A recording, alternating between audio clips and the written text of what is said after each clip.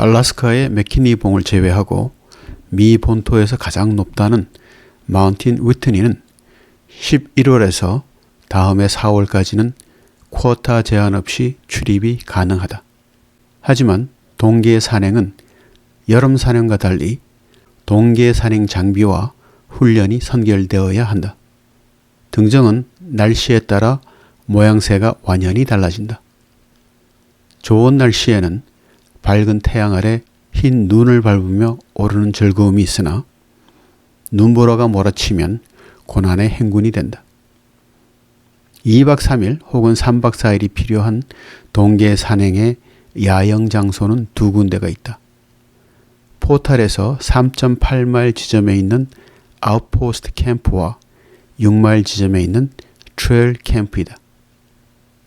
겨울철 설국으로 변하는 아웃포스트 캠프는 하늘을 찌르는 웅장한 화강암 바위가 병풍처럼 둘러있고 폭포수가 쉴 새 없이 떨어지는 초장이다. 정상 등반이 목적인 경우에는 12,000피트의 트레일 캠프에서 야영하는 것이 중요하다. 해가 저무는 4시 이전에 이곳에 올라가야 텐트 치고 휴식할 여유가 있다. 캠프에 텐트를 친 후 저녁 준비는 근처에서 흐르는 물을 정수하거나 눈을 녹여서 사용한다. 높은 지역에서 하루를 자는 덕분에 고산증에 적응을 하게 된다. 정상 등정은 동이 트기 전인 새벽 5시 이전에 출발해야 충분한 시간을 갖고 하산할 수 있다.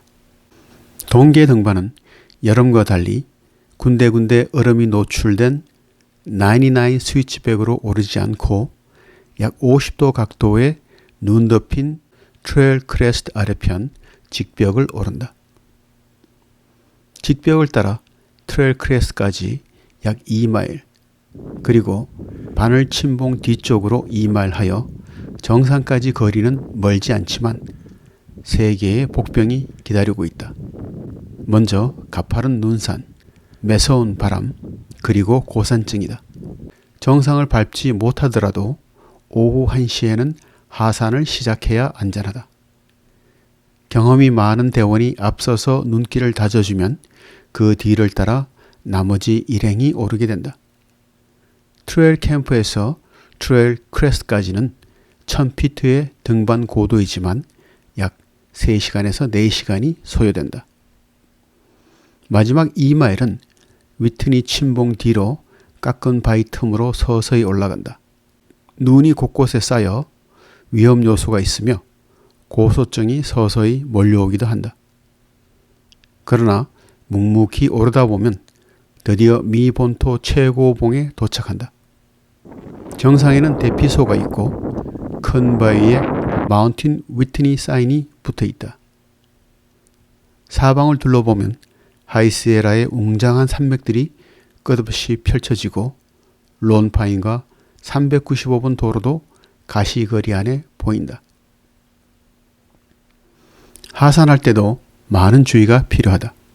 트레일 크레스트에서부터 트레일 캠프까지의 직벽은 글리세이딩이란 기술인 미끄럼으로 내려올 수 있는데 미리 연습을 하여 숙달이 되어 있어야 한다.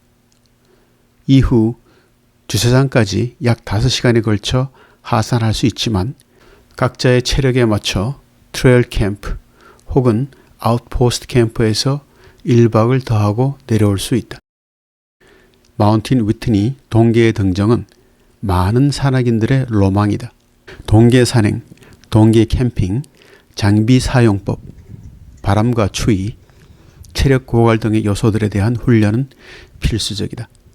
11월부터 다음해 4월 말까지 입산 쿼타는 없지만 산행 전 롬파인의 방문자 센터에서 신고를 하고 퍼밋을 반드시 받아야 한다.